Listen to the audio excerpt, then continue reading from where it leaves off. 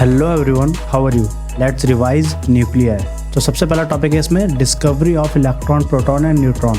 तो इलेक्ट्रॉन की डिस्कवरी करी थी जे थॉमसन ने, प्रोटॉन की डिस्कवरी करी थी रदरफोर्ड ने एंड न्यूट्रॉन की डिस्कवरी करी थी जेम्स चैडविक ने। Next is nuclear density. देखो न्यूक्लियर डेंसिटी क्या होती है, जैसा कि आपको पता है डेंसिटी का फॉर्मूला होता है मास अपॉन वॉल्यूम। तो अगर मैं न्यूक्लियर डेंसिटी की बात करूंगा तो फॉर्मूला क्या बन जाएगा, nuclear density is equal to the mass of nucleus upon volume of nucleus. Formula बिल्कुल सेम है जैसा नॉर्मल फॉर्मूला होता है, कोई बड़ी बात नहीं है। बस हम न्यूक्लियस की बात करें तो मैंने मास और वॉल्यूम न्यूक्लियस का लगा दिया और डेंसिटी भी न्यूक्लियस की लगा दी, जिसका डेरिवेशन ये रहा। बहुत सिंपल डेरिवेशन है एंड इसकी वैल्यू आती है 2.29 इंटू 10 की पावर 17 किलोग्राम पर मीटर क्यूब, जो कि बहुत ज्यादा वैल्यू है। मतलब कि 1 मीटर क्यूब ऑफ न्यूक्लियस में 2.29 इंटू 10 की पावर 17 किलोग्राम है। आप सोच भी नहीं सकते कितना है, तो इसकी वैल्यू बहुत ज्यादा होती है। नेक्स्ट पॉइंट ये है कि डेंसिटी सारे न्यूक्लियस या सारे एलिमेंट्स की अप्रोक्सीमेटली सेम रहती है, बिकॉज डेंसिटी के फॉर्मूले में ना तो मास नंबर आ रहा है ना ही एटॉमिक नंबर आ रहा है।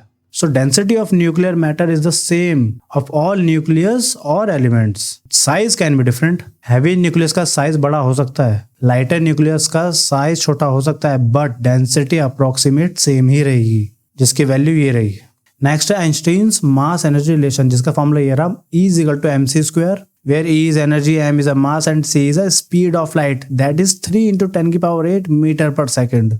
बट ये फॉर्मूला बताता क्या है, ये फॉर्मूला ये बताता है कि you can convert energy into mass और मास इनटू एनर्जी। नेक्स्ट है न्यूक्लियर बाइंडिंग एनर्जी। देखो बाइंडिंग एनर्जी से आपको पता चल रहा होगा कि न्यूक्लियस को बाइंड करके रखने वाली एनर्जी या जोड़ के या बांध के रखने वाली एनर्जी को न्यूक्लियर बाइंडिंग एनर्जी कहते हैं। बट इसको मेजर करते हैं that minimum amount of energy which is required to separate proton और न्यूट्रॉन्स और nucleons to an infinite distance, जिससे कि वो आपस में कोई भी इंटरेक्ट ना कर सके। तो वो एनर्जी जो किसी भी न्यूक्लियन या प्रोटॉन और न्यूट्रॉन को दूर करने के लिए यूज होगी, कहां तक, इनफाइनाइट तक, that energy is nuclear binding energy. I hope you got my point. Next है मास डिफेक्ट। देखो मास डिफेक्ट क्या होता है, बहुत सिंपल चीज है कि जब आप किसी भी एलिमेंट के प्रोटॉन एंड न्यूट्रॉन के मास को ऐड करोगे तो वो उसी एलिमेंट के न्यूक्लियस के मास से ज्यादा आएगा। तो वो जो मास में डिफरेंस है that is called mass defect, जिसका फॉर्मूला ये रहा। और ये फॉर्मूले को समझो जरा। मास डिफेक्ट को शो किया जाता है डेल्टा एम से। डेल्टा एम मतलब difference, change. Z M P क्या शो कर रहा है, देखो M P is a mass of proton, M N small N is a mass of neutron and M capital N is a mass of nucleus, जिस element की आप बात करोगे। तो जेड क्या होता है, atomic number, and atomic number shows number of electron as well as number of proton. तो अगर किसी एलिमेंट के पास जेड प्रोटॉन है, so total mass of the protons will be Z into MP, that is why यहाँ पे Z MP आया। तो total mass of proton निकल गया, अब उसको ऐड करना है total mass of neutron से। तो न्यूट्रॉन कैसे निकलता है, जब हम एटॉमिक मास में से एटॉमिक नंबर को माइनस करते हैं तो नंबर ऑफ न्यूट्रॉन आते हैं। तो वो नंबर ऑफ न्यूट्रॉन को जब मैं मास ऑफ न्यूट्रॉन से मल्टीप्लाई करूंगा तो टोटल मास ऑफ न्यूट्रॉन आ जाएंगे। और जब मैं दोनों total mass of proton and total mass of neutron को ऐड कर दूंगा तो वो हमेशा उस एलिमेंट के टोटल मास ऑफ न्यूक्लियस से ज्यादा आता है। और जब मैं उसको माइनस करके उसकी वैल्यू निकालता हूं that is the mass defect, जिसका फॉर्मूला ये रहा। नेक्स्ट है, अगर मैं बाइंडिंग एनर्जी के फॉर्मूले की बात करूं तो मास डिफेक्ट की मल्टीप्लाई जब आप सी स्क्वायर से कर देते हो तो बाइंडिंग एनर्जी आ जाता है according to the Einstein's mass energy relation. Next है बाइंडिंग एनर्जी कर्व। तो पहले आप एक कर्व देख लो क्या है, देखो ये रहा वो कर्व। इस कर्व में जो y एक्सिस होती है वो average binding energy per nucleon को शो करती है एंड जो x एक्सिस होती है वो करती है मास नंबर को शो। मतलब कि ये जो कर्व है ये average binding energy per nucleon versus mass number पर है।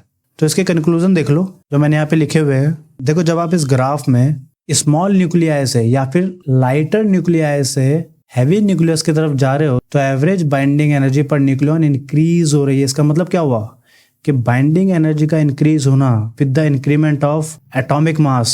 और मैं ये कह सकता हूं कि जब मैं लाइटर न्यूक्लियस से हैवी न्यूक्लियस बनाऊंगा, मतलब कि न्यूक्लियर फ्यूजन करूंगा, तो एक बहुत ज्यादा एनर्जी रिलीज हो सकती है बिकॉज ग्राफ में एनर्जी इंक्रीज हो रही है। सेम ऐसे अगर आप इसको उल्टा देखो कि अगर मैं हैवी न्यूक्लियस से लाइटर न्यूक्लियस की तरफ जा रहा हूं तो energy is increasing. It means कि जब मैं हैवी न्यूक्लियस से स्मॉलर या लाइटर न्यूक्लियस बनाऊंगा, मतलब कि न्यूक्लियर फ्यूजन करूंगा, तब भी एनर्जी क्या होगी, रिलीज हो सकती है और जो होती है। तो दोनों ही कंडीशन में एनर्जी रिलीज होती है। जब आप लाइटर न्यूक्लियस से हैवी न्यूक्लियस बनाते हो मतलब न्यूक्लियर फ्यूजन में, या जब आप हैवी न्यूक्लियस से लाइटर न्यूक्लियस बनाते हो मतलब कि न्यूक्लियर फिजन में। Both phenomena releases huge amount of energy, that's it. सिर्फ ये कंक्लूजन बताता है हमारा binding energy curve. Next nuclear fission, जो भी हमने बात करी कि जब एक हैवी न्यूक्लियस छोटे छोटे स्मॉल न्यूक्लियस में ब्रेक होता है तो उसे न्यूक्लियर फिजन कहते हैं। इसमें बहुत ज्यादा अमाउंट में एनर्जी रिलीज होती है, जिसका एग्जांपल ये रहा,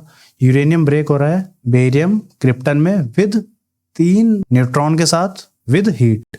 नेक्स्ट है न्यूक्लियर फ्यूजन। ये भी मैंने अभी डिस्कस करा कि जब छोटे छोटे न्यूक्लियस मिलकर एक बड़ा न्यूक्लियस बना देंगे, दैट इज न्यूक्लियर फ्यूजन, और इसमें भी बहुत ज्यादा अमाउंट में एनर्जी रिलीज होती है। तो मैं आपको एक क्वेश्चन के साथ भेजता हूँ जिसका आंसर आप मुझे बताना। जनरली मैं क्विक रिवीजन में क्वेश्चन नहीं करता हूँ, बट मैं चाहता हूँ कि आप इसका आंसर दो। Which will release more energy, nuclear fission और nuclear fusion? So I hope आपने न्यूक्लियर को रिवाइज किया होगा। एग्जाम की प्रिपरेशन करो, अपना और अपने पेरेंट्स का ख्याल रखो एंड बी हैप्पी।